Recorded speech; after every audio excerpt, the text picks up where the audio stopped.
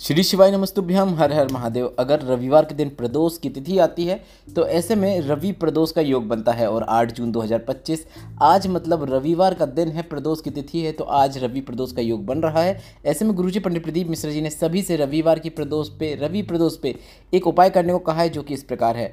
रविवार की प्रदोष होने पर आप अपना डूबा पैसा वापस लाने के लिए, अपने व्यापार में उन्नति प्राप्त करने के लिए, या फिर बार बार व्यापार बदल के देख लिया उसमें लाभ नहीं हो रहा है, तो आपको यह सरल और आसान उपाय करना है। इस उपाय को करने के लिए आपको 3 बेलपत्र की आवश्यकता होगी। इन 3 बेलपत्र में से पहली बेलपत्र को आपको शिवलिंग में, जो माता अशोक सुंदरी का स्थान होता है, वहाँ पर अर्पित करना है। इस प्रकार से अर्पित करें कि बेलपत्र की डंडी शिवलिंग की ओर होना चाहिए। जी हाँ, शिवलिंग की ओर होना चाहिए। इसी प्रकार से गुरुजी ने आपको यह उपाय करने को कहा है। इसके बाद दूसरी बेलपत्र को आपको शिवलिंग के ऊपर, जो जलाधारी बंधी होती है जिससे बूंद बूंद करके जल शिवलिंग के ऊपर गिरता है, उस जलाधारी पे आपको दूसरी बेलपत्र शंकर भगवान की 5 बेटियां जया, विषहरा, शामली वाली 2 तली, इन 5 बेटियों का नाम लेते हुए अर्पित करना होता है। पर कई लोगों का यह प्रश्न रहता है कि हमारे मंदिर में ऊपर जलाधारी नहीं बंधी है, तो हम किस प्रकार से यह उपाय करें। तो आपको बता दें, गुरुजी ने ही बताया है।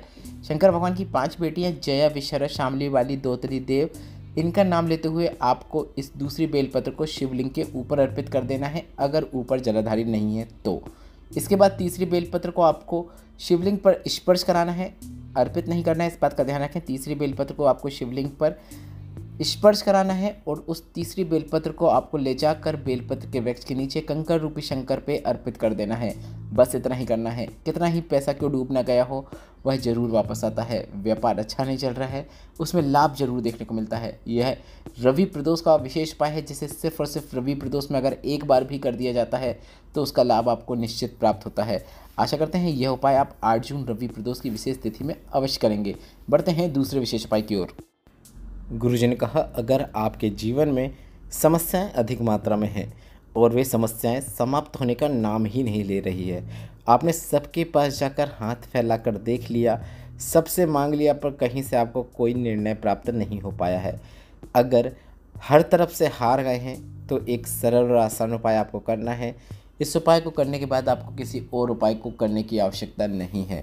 किसी भी फाइल को आगे बढ़ाने के लिए, कार्य में सफलता प्राप्त करने के लिए, जीवन से परेशानियों को दूर करने के लिए इस उपाय को किया जाता है। इस उपाय को करने के लिए आपको 1 कलश जल की आवश्यकता होगी और इस 1 कलश जल को लेकर भोलेनाथ के मंदिर में पहुंचना है। और भोलेनाथ के मंदिर में पहुंचने के बाद इस जल को आपको शिवलिंग पर सिर्फ 2 स्थानों पर अर्पित करना है। जल चढ़ाने की शुरुआत आपको शिवलिंग में माता अशोक सुंदरी के स्थान से करना है और वहाँ से जल चढ़ाते हुए आपको शिवलिंग के ऊपर आना है और कलश का जल शिवलिंग पे अर्पित कर देना है। यह पूरा उपाय करते समय आपको श्री शिवाय नमस्तुभ्यम, नमः शिवाय या फिर ओम नमः शिवाय का अवश्य उच्चारण करना है। आप मन में भी जाप कर रहे हैं तो भी पर्याप्त है। आपको बस इस बात का ध्यान रखना है कि इस उपाय में सिर्फ और सिर्फ 2 स्थानों पर जल चढ़ाया जाता है और कोई भी कार्य है जो अटका हुआ है उसमें अगर आप थोड़ा सा भी प्रयत्न करेंगे तो उसमें आपको सफलता निश्चित देखने को मिलती है। शिवलिंग पर सिर्फ 2 स्थानों पर विशेष रूप से जल चढ़ाने वाला उपाय अगर आप इस रवि प्रदोष के विशेष अवसर में करते हैं तो वह उपाय का फल आपको शीघ्र अतिशीघ्र प्राप्त होता है और जिस उद्देश्य को मन में रखते हुए आप यह उपाय कर रहे हैं वह उद्देश्य भी शीघ्र अतिशीघ्र पूर्ण होता है। बढ़ते हैं 8 जून रवि प्रदोष के दिन किए जाने वाले तीसरे विशेष उपाय की ओर। रवि प्रदोष के दिन अगर आप अपनी किसी भी प्रकार की मनोकामना, मतलब धन प्राप्ति हो, लक्ष्मी प्राप्ति हो, कर्ज मुक्ति हो, व्यापार वृद्धि हो, नौकरी प्राप्ति की, शीघ्र विवाह की हो, किसी भी प्रकार की मनोकामना पूर्ति के लिए अगर आप कोई उपाय करना चाहते हैं तो शिवलिंग पर 3 स्थानों पर जल चढ़ाने वाला विशेष मनोकामना पूर्ति उपाय आप इस रवि प्रदोष के अवसर पर अवश्य कीजिएगा। गुरुजी पंडित प्रदीप मिश्रा जी का बताया पिछली शिव पुराण कथाओं का यह एक विशेष उपाय है, जिसे गुरुजी ने इस प्रकार से करने को कहा है। आपको 1 कलश जल अपने घर से भरना है। जल हमेशा आपको अपने घर का ही उपयोग करना चाहिए। गुरुजी ने कहा, अगर आप अपने घर से जल को लेकर जब निकलते हैं तो 3 प्रकार के दोष समाप्त हो जाते हैं, वास्तु दोष, काल सर्प दोष और पितृदोष। इसलिए हमेशा जब भी आप भोलेनाथ के मंदिर में जाकर शिवलिंग पर जल अर्पित करें तो वह जल आपके घर का ही होना चाहिए। इस उपाय के अंतर्गत भी आपको जल चढ़ाने की शुरुआत शिवलिंग में माता अशोक सुंदरी के स्थान से करना है। आप वीडियो में देखकर समझ सकते हैं कि जल चढ़ाने की शुरुआत आपको कहां से करना है।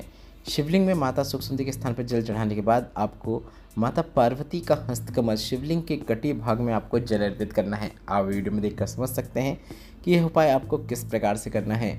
इसके बाद तीसरा और अंतिम जगह है भोलेनाथ के शिवलिंग के ऊपर। 3 स्थानों पर ही आपको सिर्फ जल अर्पित करना है, अन्य किसी स्थान पर जल अर्पित करने की आवश्यकता नहीं है, सिर्फ इन्हीं 3 स्थानों पर जल अर्पित करना है। इसके बाद श्री शिवाय नमस्तुभ्यम बोलते हुए, नमः शिवाय बोलते हुए, ओम नमः शिवाय बोलते हुए आप अपनी मनोकामना कर सकते हैं। जिस भी मनोकामना के लिए आपने यह उपाय किया है वह मनोकामना बोलिए, और मनोकामना बोलने के बाद आपको एक बार श्री शिवाय नमस्तुभ्यम नमः शिवाय या फिर ओम नमः शिवाय अवश्य बोल देना है, क्योंकि गुरुजी ने अपनी पिछली शिव पुराण कथाओं में बताया है कि कोई भी कामना करने से पहले और बाद में भोलेनाथ का कोई मंत्र या नाम अवश्य होना चाहिए, तभी वह मनोकामना भोलेनाथ तक पहुंचती है और मनोकामना शीघ्र पूर्ण होती है। गुरुजी पंडित प्रदीप मिश्रा जी को बताया यह विशेष उपाय आपको इस 8 जून रवि प्रदोष के अवसर पर अवश्य करना है। बढ़ते हैं अंतिम विशेष उपाय की ओर, और यह अंतिम विशेष उपाय आप अपने घर पर भी कर सकते हैं या फिर अन्य स्थान जैसे बेलपत्र के वृक्ष के नीचे पहुंचकर या फिर भोलेनाथ के मंदिर में पहुंचकर भी कर सकते हैं। किस प्रकार से घर पे कर सकते हैं, किस प्रकार से मंदिर में जाके कर सकते हैं, वह भी समझ लीजिए। यह एक विशेष उपाय है जिसमें आपको प्रदोष काल में 3 स्थानों पे दीपक लगाने होते हैं। पहला दीपक आप बेलपत्र के वृक्ष के नीचे लंबी बाती का लगाएं। गाय का घी का उपयोग करेंगे तो अच्छी बात है, अन्यथा आप तेल का भी उपयोग कर सकते हैं। पहला दीपक आपको बेलपत्र के वृक्ष के नीचे लगाने को कहा, पर अगर आपके घर पे बेलपत्र का पौधा है या वृक्ष है आपके घर में है तो आप उस पौधे के नीचे भी यह दीपक लगा सकते हैं। इसके बाद दूसरा दीपक आपको भोलेनाथ के मंदिर में पहुंचकर प्रज्वलित कर देना है।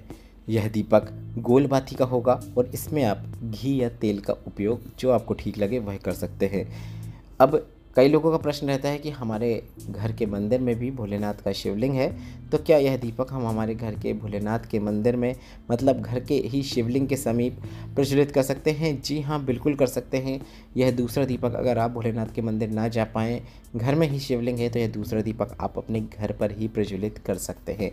इसके बाद तीसरा और अंतिम दीपक आपको अपने घर के मुख्य द्वार में सीधे हाथ की ओर, मतलब आपका मुख घर की ओर है, ऐसे में सीधे हाथ की ओर आपको यह अंतिम दीपक प्रज्वलित कर देना है।